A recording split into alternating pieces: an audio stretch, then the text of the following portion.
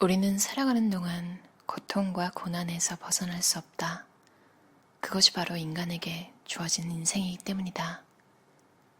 인생을 살아가는 원동력은 돈과 권력이 아니라 모두에게 동등하게 주어진 하루 24시간을 잘 활용하는 것이다.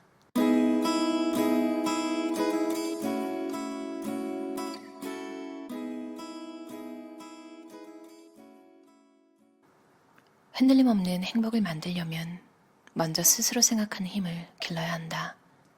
부자가 될 수 있는 사람은 다음과 같이 행동한다. 망설임 없이 일을 진행한다. 항상 웃는다. 자만하지 않는다. 자신을 아낀다. 결정된 일은 망설이지 않고 도전한다. 부자가 될 수 없는 사람은 다음과 같이 행동한다. 실패를 두려워한다. 고집이 세다. 과거에 집착한다. 다른 사람을 부러워한다. 자신을 싫어한다. 자신에게만 나쁜 일이 생긴다는 피해의식을 갖고 살거나 사물에 집착이 강한 사람은 재산을 만들지 못한다. 망설이지 말라. 행복이란 자신에게 주어진 소중한 인생을 망설임 없이 적극적으로 갖는 사람들의 것이다. 1분 동안 할 수 있는 일. 아침에 일어나 살아있음에 감사한다. 심호흡을 한다.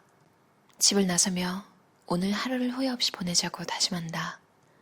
5분 동안 할 수 있는 일. 쓰레기를 버린다. 식탁, 마루, 세면대 등 어디든 상관없이 매일 닦는다. 다음날 입을 옷을 미리 준비한다. 휴지통을 비운다. 무슨 물건이든 사용하면 씻고 꺼냈으면 집어넣는 습관을 들인다.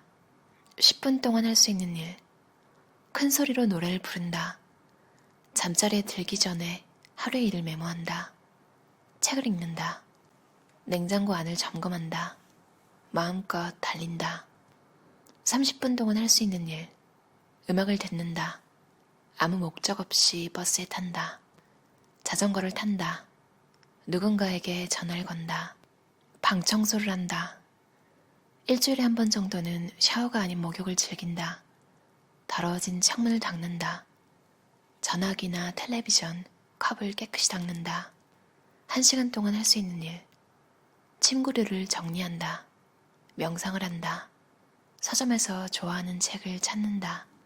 마음껏 수영한다. 저녁장을 본다. 책장을 정리하고 어떤 책들이 있었는지 떠올린다. 2시간 동안 할 수 있는 일. 운동으로 땀을 뺀다. 교육용 비디오를 본다. 가본 적이 없는 곳을 산책한다. 로마 시대를 배경으로 한 영화를 본다. 3시간 동안 할 수 있는 일. 미술관이나 도서관에 간다. 목표를 정하고 도전한다. 예를 들면 마라톤, 골프, 독서, 화초재배, 그림 그리기 등이 있다. 마사지를 한다. 고궁이나 사원을 산책한다. 직장에서 실패한 경험을 기록하고 그 원인을 분석한다. 2번 다시 만나고 싶지 않은 사람을 떠올려보자. 아울러 그 이유는 무엇인지 생각해보자. 지금 자신이 해야 할 일을 생각해보자. 몇 가지가 있는가? 어쩌면 3시간이 너무 길다고 생각할지 모르지만 자신이 했던 일과 해야 할 일을 생각하며 적극적으로 대처하면 미래에 대한 불안은 사라질 것이다. 인간은 왜 고민하고 괴로워할까? 인간이 괴롭다고 느끼는 이유는 분명한 목표가 정해져 있기 때문이다. 목표에 도달하지 못하고 결단을 내리지 못하면 고민이 생긴다. 그러나 고민이 있다는 것은 삶에 대한 적극적인 에너지를 갖고 있다는 의미이기도 하다. 난관을 극복하려는 의욕이 고통의 감정을 불러일으키기 때문이다. 자신의 강한 의지대로 살고자 하는 욕망이 강할수록 고민도 많은 법이다. 그리고 스스로의 힘으로 난관을 극복했을 때 비로소 인생의 기쁨을 느낀다. 난관을 극복하려면 먼저 여러분의 인생이 행복으로 가득하다는 사실을 깨달아야 한다. 기대를 갖는다는 건 인간의 욕구가 살아있다는 증거다. 욕구가 없으면 고통은 생기지 않겠지만 마찬가지로 인생의 기쁨도 느낄 수 없다. 인간은 목표가 있으면 적극적으로 활동하게 되고 여기에 많은 에너지를 쏟아붓는다. 오늘 하루가 힘들다고 해서 내일 일을 포기하지 말라.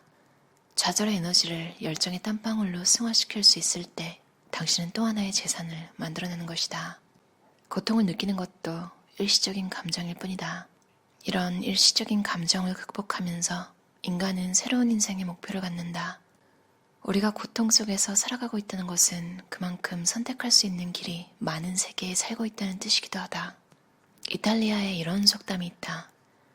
인생에서 가장 괴로운 시기는 청년기다. 왜냐하면 많은 선택권이 주어지기 때문이다. 인생에서 가장 즐거운 시기는 노년기다. 왜냐하면 선택권이 한정되어 고민거리가 적어지기 때문이다. 에리 프롬은 저서 자유로부터의 도피에서 자유가 오히려 불행을 초래한다고 말했다. 그러나 불행을 경험하기 때문에 우리는 청년기라는 제한된 시간 속에서 인생을 현명하게 살아갈 수 있는 재산의 기반을 다질 수 있는 것이다. 여러분이 관심을 갖는 사람이 있다면 그에게는 분명 뭔가 특별한 힘이 있다. 그 사람의 특별한 힘을 통해 여러분은 인생의 지혜를 배우게 될 것이다. 누구에게나 인생의 굴곡이 있기 마련이다. 그러니 실패했다고 해서 자신을 숨길 필요는 없다. 지금 당신에게 필요한 것은 실패의 경험을 새로운 인생의 재산으로 만들려는 건강한 정신이다. 당신이 포기하면 당신의 인생도 끝난다. 자기 자신이 세상에서 가장 행복하다고 생각하면 정말로 그렇게 될 것이며 반대로 세상에서 가장 불행하다고 생각하면 또한 정말로 가장 불행한 사람이 될 것이다. 풍요로운 마음은 일상생활을 충실하게 보내는 가운데 만들어진다. 날마다 하루하루를 충실하게 보내려는 마음을 갖고 생활해야 한다. 생활이란 글자 그대로 활기차게 하루를 살아가는 것이다. 생활에 불만과 불평을 품으면 절대 풍요로운 마음이 생기지 않는다는 점을 명심하자. 어떤 일이든 행동에 옮겨야 비로소 살아가는 에너지를 발산한다. 적극적으로 현실에 대처하면 인생을 살아갈 용기와 자신감을 얻을 수 있다. 고난은 그 사람이 어떻게 받아들이는가에 따라 커지기도 하고 작아지기도 한다. 인간은 위기를 극복하면서 인생의 지혜를 얻는다.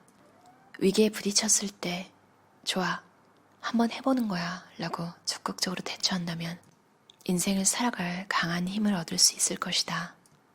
계획을 세워 일을 진행하자. 지금 무엇을 하면 좋을지 모르는 사람은 우선순위를 정하지 못한 사람이다.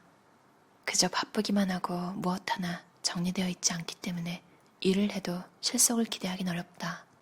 우선순위를 정하지 않으면 계획적으로 일을 진행할 수 없다. 일을 하면서도 점차 편한 길만 선택하는 습성이 몸에 밴다. 가장 중요한 것은 인생의 우선순위를 정해두는 일이다. 아무리 열심히 살아보려고 해도 해를 거듭할수록 뭔가 잘못되어 가고 있다는 낭패감에 사로잡힌다면 생활 방식의 우선순위가 잘못됐기 때문일 수도 있다. 인생의 우선순위를 결정하는 가장 중요한 규칙은 자신에게 소중한 것을 외면하지 않는 것이다. 공부를 인생의 우선순위로 하는 사람이 있는가 하면 외모를 우선순위로 생각하는 사람도 있을 것이다. 어떤 것이든 간에 가장 우선순위가 되는 것은 그 사람이 가장 소중하다고 생각하는 대상이 되어야 한다. 어떤 것이 옳고 그른지 단정 지을 순 없지만 무슨 일이든 최선의 노력을 기울였는데도 공허하게 느껴진다면 잘못됐기 때문이다. 우선은 지나친 욕심을 버리고 한 가지 일에 집중하자. 그러는 사이에 처음엔 힘들게 느껴지던 일이 즐거워진다. 즐겁다는 것은 이미 그 일에 익숙해졌다는 의미다. 이렇듯 한 가지 일에 집중하고 그 일의 즐거움을 알게 되면 마음의 여유가 생길 것이다. 자신의 꿈을 이루기 위해 가장 중요한 건 현실에 최선을 다하며 자신의 역량을 확고하게 다져나가는 길뿐이다. 일상생활은 단조로운 리듬의 반복이다. 항상 불만을 품고 있는 사람은 생활 리듬이 일정하지 못하다. 현실에 대한 불만이 가시지 않으면 무슨 일을 해도 즐겁지가 않기 때문이다. 인간은 사랑을 통해 노력이라는 에너지를 만든다. 그리고 이 에너지를 통해 생활의 리듬을 만든다. 인간의 마음은 한마디로 정의할 수 없는 애매한 속성을 지녔다. 우리는 이런 애매한 속성이 반복되는 생활 속에서 스스로 정체성을 확립해가는 과정을 거치며 흔들림 없는 자신을 만든다. 자신을 사랑하고 다른 사람을 사랑할 수 있는 사람은 생활의 변화를 통해 흔들림 없는 자신을 만들 수 있을 것이다. 어떠셨나요? 오하라 케이코 저자의 부자가 되는 15가지 사소한 습관이라는 책이었어요. 박화 번역가가 옮기셨고요. 리즈앤북 출판사에서 나왔어요. 이 저자는 집안 대대로 좀 육아 교육 이런 쪽으로 사업을 하셨나 봐요. 그리고 이 저자는 육아교육, 여성교육을 하고 있고, 이 책에서는 흥미로운 게 챕터가 끝날 때마다 1분, 1시간 30분 동안 할 수 있는 일, 방금 끝난 챕터에 어울리는 일들을 그렇게 시간별로 분배해서 적어놨어요. 1분 동안 할 수 있는 일이 이렇게 많았구나. 5분도 굉장한데 30분. 그리고 3시간을 할애하면 그렇다 맞다. 정말 미술관도 한번 다녀올 수 있는 시간이구나. 제가 미술관에 가야지 생각만 하고 안 간 게 벌써 몇 달째거든요. 뭔가 딱히 볼 게 있어서 가는 건 아니고 가면 기분도 좋고 제가 평소에 생활할 때 자주 보지 못하는 것들을 접하잖아요. 요즘 품위와 관련된 책에 리뷰가 들어와서 그걸 읽고 있는데 선물은 그러니까 쓸모가 없어야지 더 품격 있는 거라고. 그래서 꽃이 그렇게 선물로 좋은 거라고 하더라고요. 진짜 미니멀리즘이랑 가성비 이런 거에 너무 집중하다 보면, 그러니까 미니멀리즘이 다 가성비를 찾는 건 아니지만 뭔가 줄이다 보면 쓸데없는 지출도 안 하게 되고 그렇잖아요. 그렇게 너무 몰입하는 시기에는 약간 미의식 이런 거에 대한 감이나 기분을 좀 잃기가 쉬운 것 같아요. 미니멀이라는 컨셉 자체가 주는 미적인 느낌도 있지만 꽃이라는 건 사실 빠져야 하는 거잖아요. 미니멀을 추구하다 보면. 근데 그 꽃이 주는 아름다움은 그걸 빼버리면 그냥 못 가지는 거잖아요. 생화가 주는 향도 있을 거고요. 그러니까 뭔가를 가지고 더하고 빼고 이런 거에 적절한 밸런스를 찾는 게 삶의 과제인 것 같아요. 이 책은 제목이 부자가 되는 15가지 사소한 습관이지만 실제적으로 뭐 주식에 투자한다거나 뭐 부동산이 어떻게 들어간다거나 뭐 이런 식의 강의는 아니에요. 마음가짐에 관한 책이고요. 일반적인 자기계발서에 더 가까운 것 같아요. 습관이 인생이잖아요. 이 책에서 좋았던 게 그 아이디어가 참 좋았던 것 같아요. 1분, 5분, 3분, 30분, 1시간, 3시간이 주어진다면 뭘 할 수 있는지 여러분이 잠깐 시간을 내서 그 리스트들을 만들어 두면 그만큼씩 시간을 뜰 때 거기 적힌 리스트들을 하나씩 해나가면 굉장히 뿌듯할 것 같아요. 그리고 그걸 계속 하다 보면 나중엔 이제 그 리스트가 실물로 없어도 머릿속에 남잖아요. 3시간이 뜬다면 이 책에서 말한 것처럼 이번 주에는 꼭 시간을 만들어서 미술관에 가려고요. 이 책이 2003년에 한국에 발간됐어요. 이만큼 시간이 흘렀는데도 읽으면서 최근에 제가 리뷰했던 자기계발서들에서 본 내용들도 굉장히 많아서 어떤 느낌이 들었냐면 약간 좀 안심했어요. 아, 정말로 잘 살아가는 방법은 있다. 세월이 흘러도 그 기본기라고 해야 되나요? 그 코어는 변하지 않는다. 이런 생각이 들어서 되게 안심됐어요. 그리고 어떻게 보면 쓸데없어 보일지도 모르지만 저 이 책에서 30분 동안 할 수 있는 일이 나왔던 거 중에 하나가 아무 목적 없이 버스를 탄다.